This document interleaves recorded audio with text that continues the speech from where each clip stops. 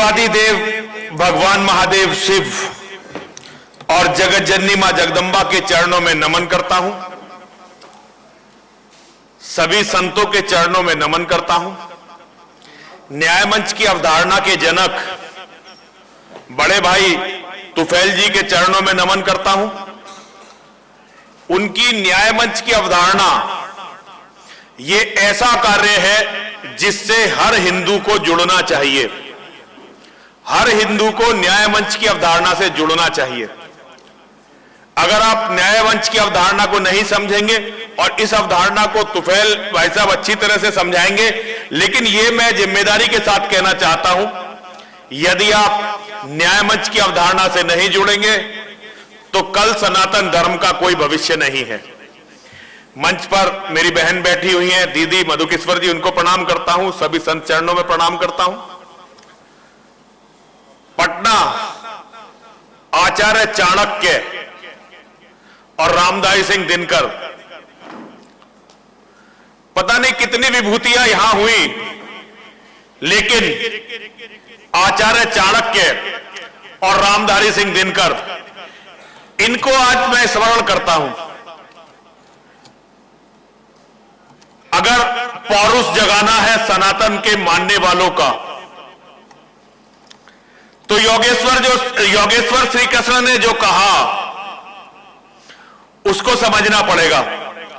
और योगेश्वर की परंपरा को व्यवहार में आचार्य चाणक्य ने सनातन धर्मियों को जीना सिखाया।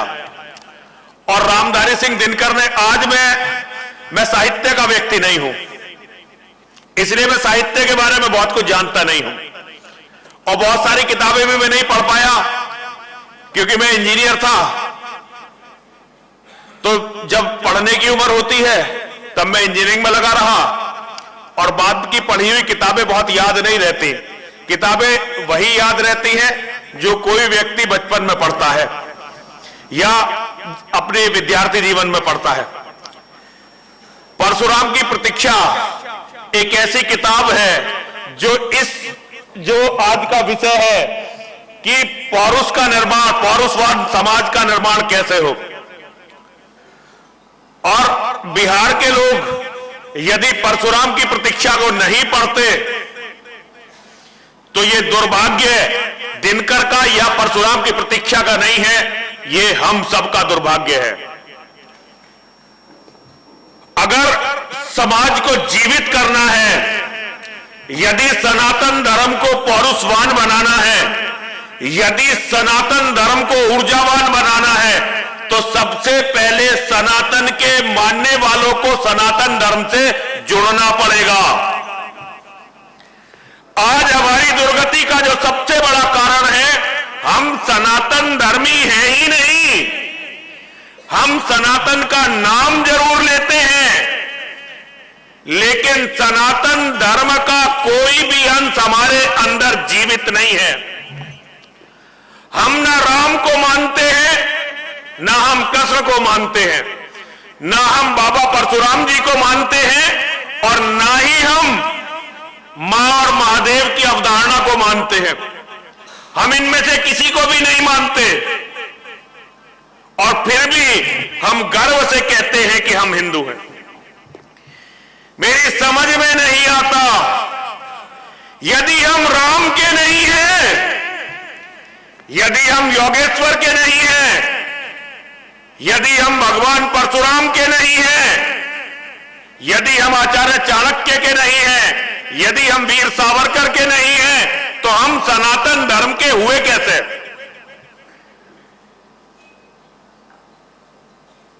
भगवान राम ने जीवन की परिस्थितियों के वश सब कुछ त्याग दिया, अपना साम्राज्य त्याग दिया, अपने माता पिता को त्याग दिया, अपने ऐश्वर्य को त्याग दिया, लेकिन भगवान राम ने अपने शस्त्रों को नहीं त्यागा।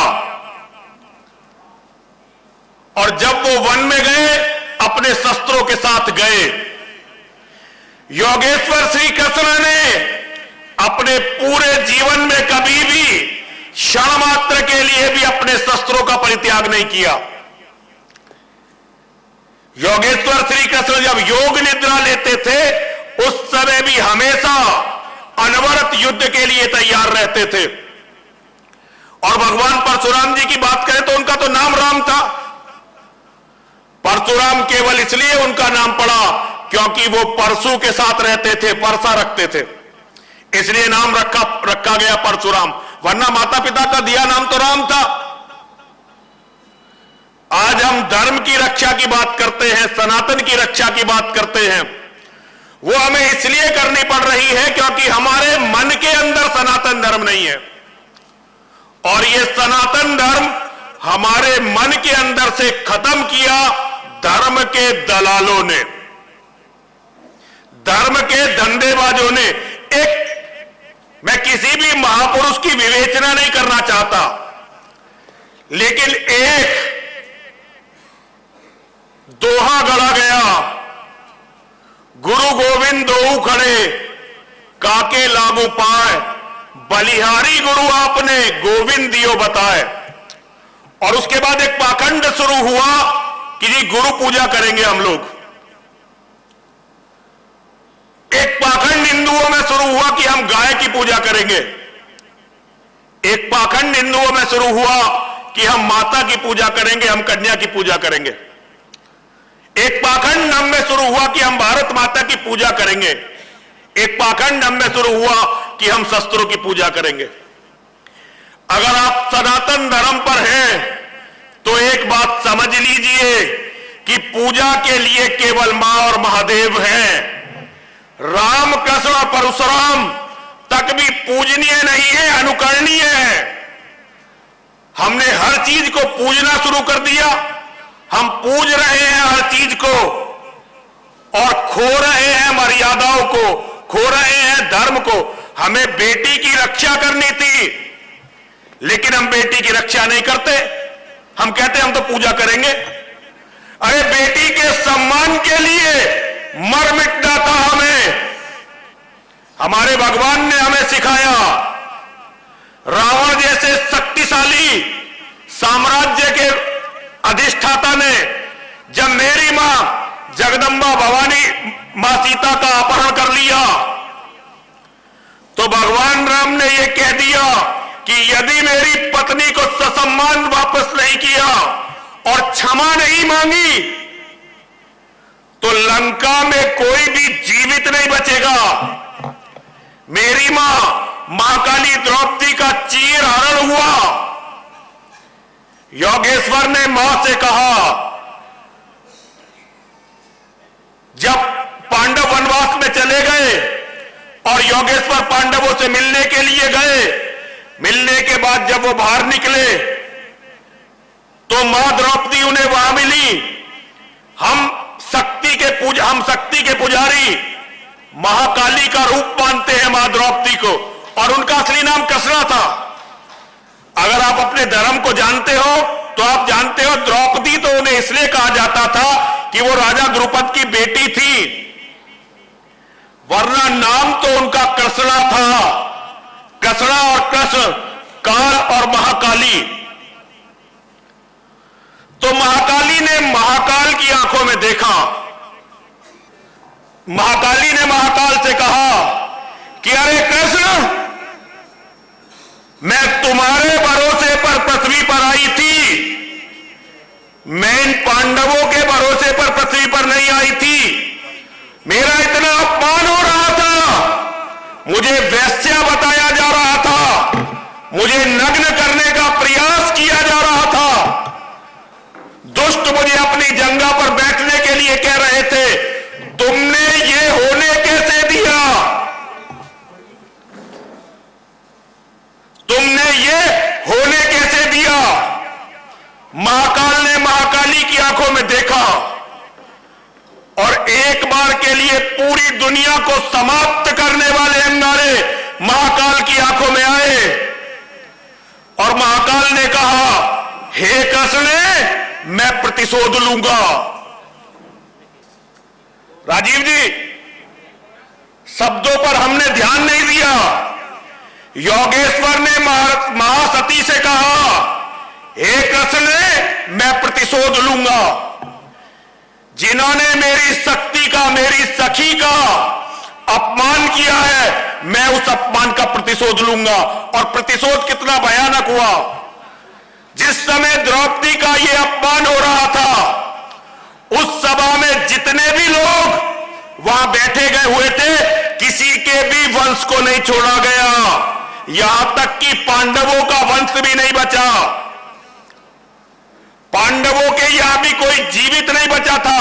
केवल एक बच्चा, अभिमन्यु का बेटा, जो अपनी मां के गर्भ में था, अश्वत्थामा ने ब्रह्मास्त्र के द्वारा जिसको मार दिया था, वो भी योगेश्वर ने अपनी माया से जीवित किया ताकि क्षत्रियों का वंश चलता रहे।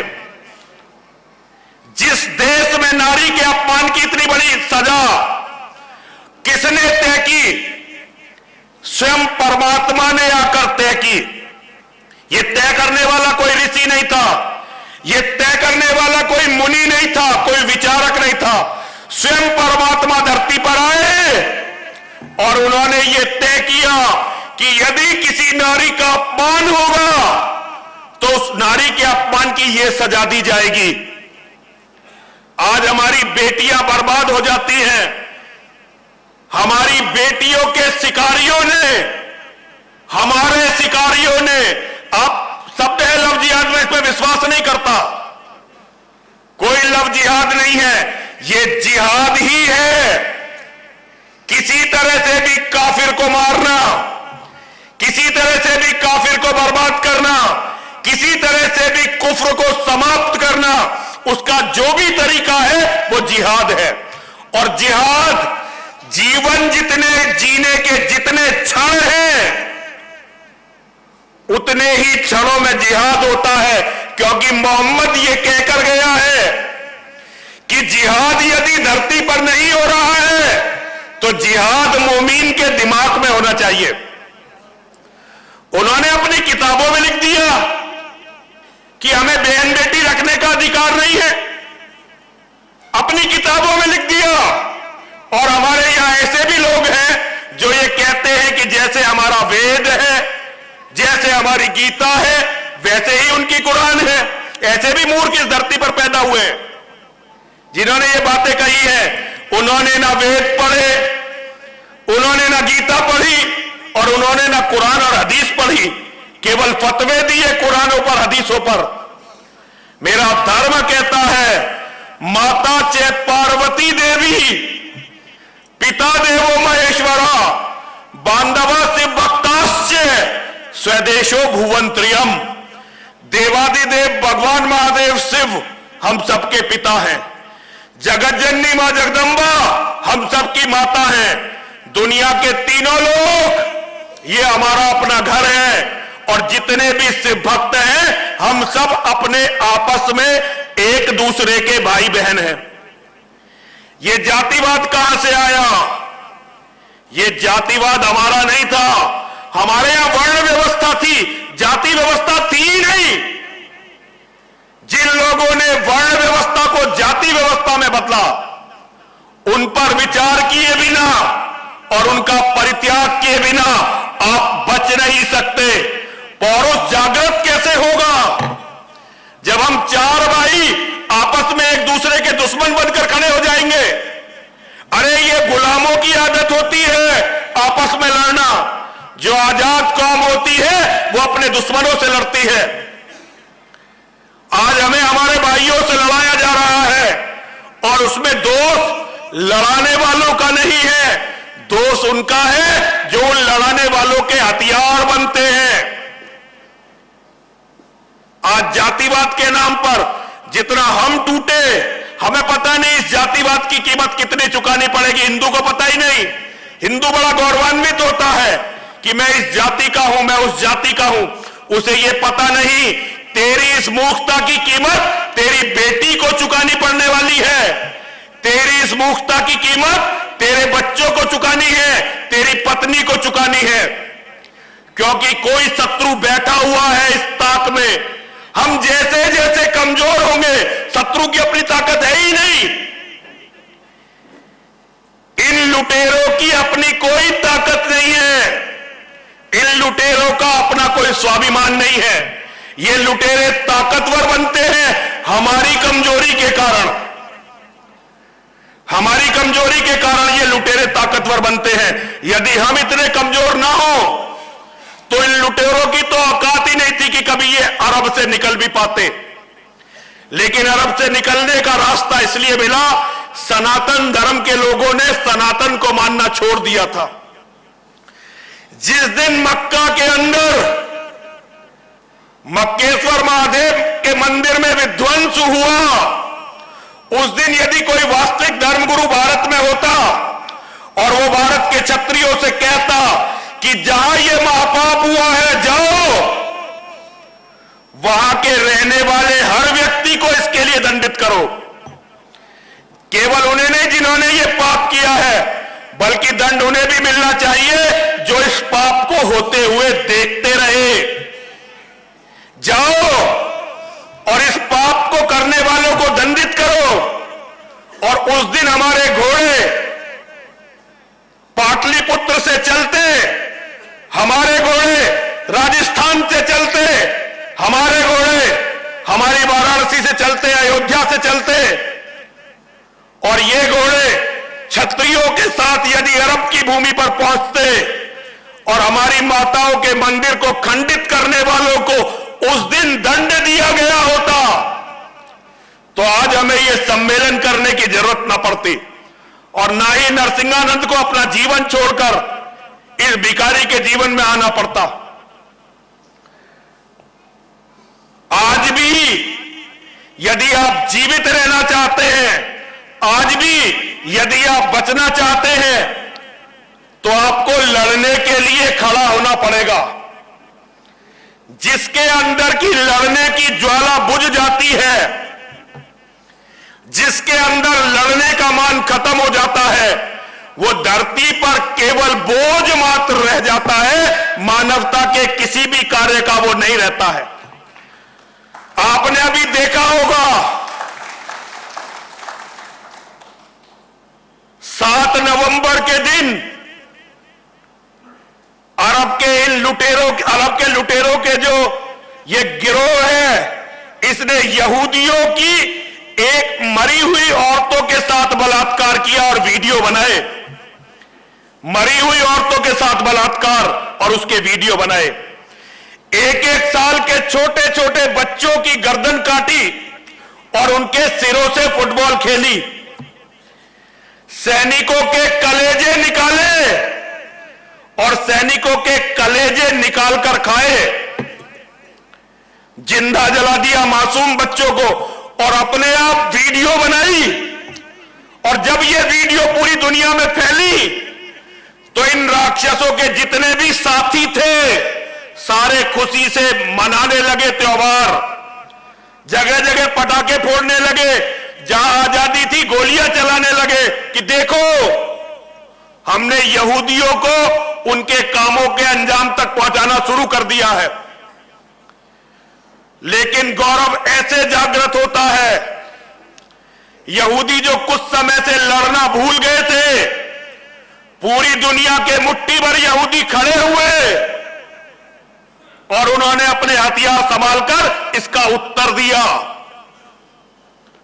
और उत्तर वो इतना भयानक था कि लुटेरों के जो 200 करोड़ दुनिया में है ना, ये 200 करोड़ तो दुनिया में ये अपने आप लुटेरे हैं और 150 करोड़ इनकी जकात पर पलने वाले कीड़े मकोड़े, वो सारे बिलबिलाने लगे। इस तरह से स्वाभिमान जागृत होता है। हमें आदत पड़ गई है रोज अखबार में पढ़ने की भाई आज सीमा पर हमारा 1-2 जवान और 1 कर्नल बलिदान हो गया। हम रोज इसे पढ़ते हैं और अखबार को छोड़ देते हैं। यार अब तो ये रोज होने लगा है, क्योंकि हमारी नसों में अब गौरव नहीं बह रहा है, हमारी नसों में अब स्वाभिमान नहीं बह रहा है, हमारी नसों में बह रही है कायरता, नपुंसकता। इसे निकालने की जरूरत है, इसे अपने अंदर से खत्म करने की जरूरत है। और इसे खत्म करने का केवल एक तरीका है, सनातन की तरफ लौटो। बहुत सारे लोग कहते हैं कि हम भगवान के साक्षात्कारी हैं, और ऐसे भगवान के साक्षात्कारी गुलामी के समय में बहुत सारे खड़े हो गए। और इन भगवान के साक्षात्कारियों ने भगवान के मंदिर भजन करते करते ही लुटवा दिए और तोड़वा दिए। इनसे आगे निकलो, आगे बढ़ो।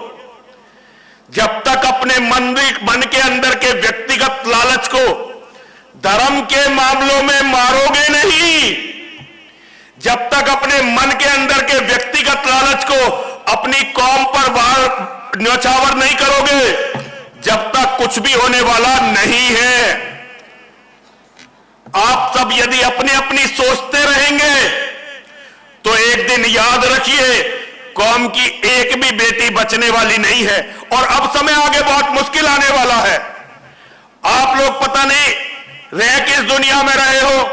आपको, मैं कल यहां बैठा हुआ था, यहां आया 10 लड़के मेरे से मिलने आए, 10 या 11 लड़के, 23 साल से 36 साल की आयु के, और सारे लड़के वेल सेटल। एक ने भी शादी नहीं कर रखी थी, सबने शादी नहीं की। अगर हमारे बच्चे शादी नहीं कर रहे और बच्चे पैदा नहीं कर सकते तो भविष्य है ही कहां? फिर तो भविष्य का समाप्त होना बिल्कुल तय है। मेरा आपसे केवल इतना अनुरोध है, अपने घर को मजबूत बनाइए। पहली इकाई परिवार है।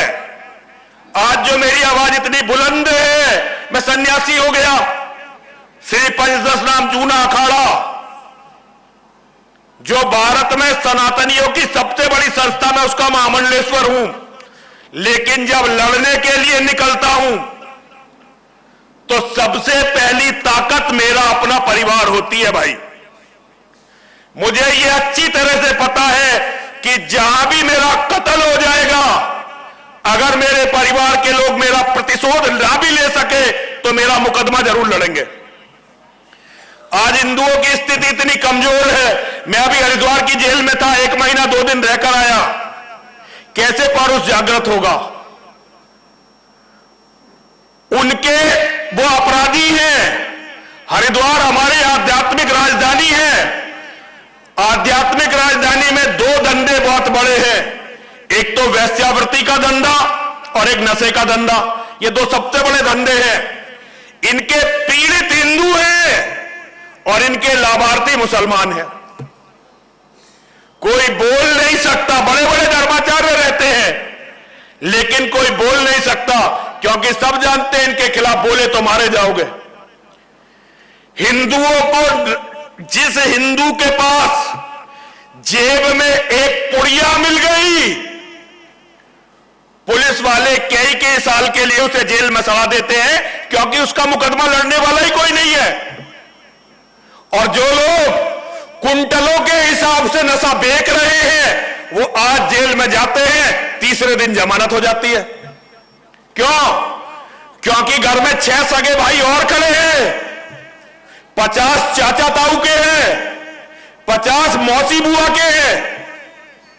उनके लिए लड़ने वाले बहुत हैं, हमारे लिए लड़ने वाले खत्म होते जा रहे हैं। अस्वम न्येव गजम न्येव व्याघ्रम न्येव चे अजापुत्रम बलिम ददियाद देवो दुर्बल घातका। अरे घोड़ों की नहीं होती, हाथियों की नहीं होती, और शेर की तो कदापि कदापि नहीं होती। केवल कमजोर बकरों की संतानों की बलि दी जाती है, क्योंकि देव अर्थात भाग्य ये दुर्बल के लिए घातक होता है। यदि आप अपने परिवार के बच्चों को शेर बनाएंगे तो वो आपकी भी रक्षा करेंगे और अपनी भी रक्षा करेंगे, लेकिन यदि आप अपने बच्चों को बकरे का बच्चा बनाएंगे तो वो केवल एक ही काम आएंगे, इन अरब के लुटेरों के खाने के काम आएंगे। अखबार में खबर छपी, भारत भूषण नाम के एक हिंदू को मारकर पकाकर खा गए जिहादी, मारकर पकाकर खा गए। इसकी जांच करने के लिए मैं जम्मू कश्मीर गया और मुझे पता चला 100 से ज्यादा ऐसे कांड हुए जहां इन्होंने हिंदुओं को मारकर पकाकर खाया। आज तक आपको मेरे अलावा इसके बारे में कोई बोलता नहीं मिलेगा, क्योंकि हिंदुओं ने अपने भाइयों के दर्द को आवाज नहीं दी। अगर अपने धर्म के भाइयों के लिए आप लड़ नहीं सकते तो कम से कम रोना तो सीखिए। मेरी बहन ने पूरी किताब लिख दी उन हिंदुओं के लिए जिन निर्दोष हिंदुओं को फंसाया गया, जो आज भी जेलों में है। एक बार पूरा जम्मू उनके लिए लड़ने के लिए खड़ा हो गया था, लेकिन जम्मू वाले लड़ते रहे, हमें कोई फर्क नहीं पड़ा और एक एक करके सारे लोग इसी तरह मारे जाते रहे, मारे जाते रहेंगे।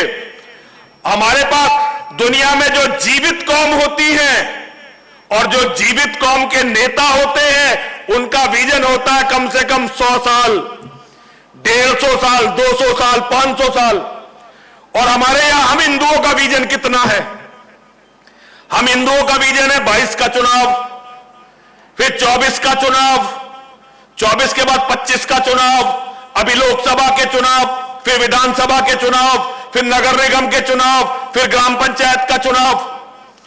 सब कुछ नेताओं के हाथ में सौंपकर, अपने भविष्य की सारी डोर नेताओं के हाथ में सौंपकर हम लोग केवल नेताओं के गुणगान में लगे रहे।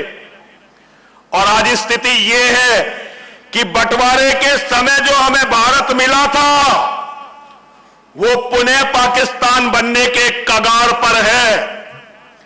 केवल 2029 में भारत का प्रधानमंत्री मुसलमान बनना तय है। केवल 2029 में अगर कोई बहुत बड़ा दैवयोग हो गया, कोई बहुत बड़ी भगवान की कृपा हो गई, तो ज्यादा से ज्यादा ये 5 साल के लिए टाला जा सकेगा। 34 में भारत का प्रधानमंत्री मुसलमान बन जाएगा। एक बार भारत का प्रधानमंत्री मुसलमान रहा, बन गया, तो जो हमारी और आपकी आज की स्थिति है उसके हिसाब से आकलन बता रहा हूं, केवल 20 साल लगेंगे, वो हम में से 40% मर्दों का कत्ल कर देंगे। 50% हिंदू मर्द अपनी मर्जी से, डर के कारण, लालच के कारण कैसे ही धर्म परिवर्तन कर लेंगे। 10% जो हिंदू मर्द बचेंगे वो या तो दुनिया के दूसरे देशों में रहेंगे या रिफ्यूजी कैंपों में रहेंगे। अपने घरों में, अपनी कोठियों में कोई नहीं रह पाएगा। और औरतों का क्या होगा? औरतों का वही होगा जो अंग्रेजों के आने से पहले इन लुटेरों ने कर रखा था। हमारी सारी बहन बेटियों को बलात्कार करने के बाद ये या तो अपनी रखेल बना लेंगे या मंडियों में बेच देंगे। इसको दुनिया का कोई भी नेता बदल नहीं सकता, बदल सकते हो केवल आप। जागृत हिंदू समाज, जागृत हिंदुओं के युवा, केवल आप लोग इसे बदल सकते हो, कोई भी नेता बदल नहीं सकता। और बदलने का तरीका है, योगेश्वर श्री कृष्ण की गीता को पढ़िए मत, उसे अपने जीवन में उतारिए और धर्म के लिए मर मिटने को तैयार हो जाइए। अब सभी लोग 3 बार मेरे साथ बोलेंगे, बोलिए विजय मिले या वीर गति।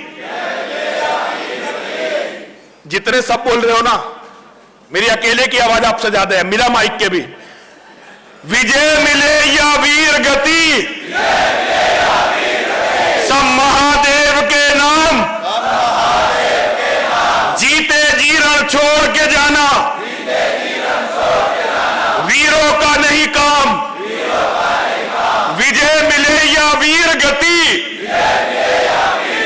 सब महादेव के नाम, जीते जी रण छोड़ के जाना, वीरों का नहीं काम। विजय मिले या वीर गति, सब महादेव के नाम, जीते जी रण छोड़ के जाना, वीरों का नहीं काम। सनातन धर्म की, सनातन धर्म की, सनातन धर्म की। अब मैं कहूंगा सनातन के शत्रुओं का, आप 2 बार बोलेंगे, नाश हो, नाश हो। सनातन के शत्रुओं का, सनातन के शत्रुओं का, सनातन के शत्रुओं का। अब मैं कहूंगा सनातन के मानने वालों में, आप कहेंगे एकता हो, एकता हो, 2 बार बोलेंगे। सनातन के मानने वालों में सनातन के मानने वालों में, सनातन के मानने वालों में, सनातन के मानने वालों का, सनातन के मानने वालों का, सनातन के मानने वालों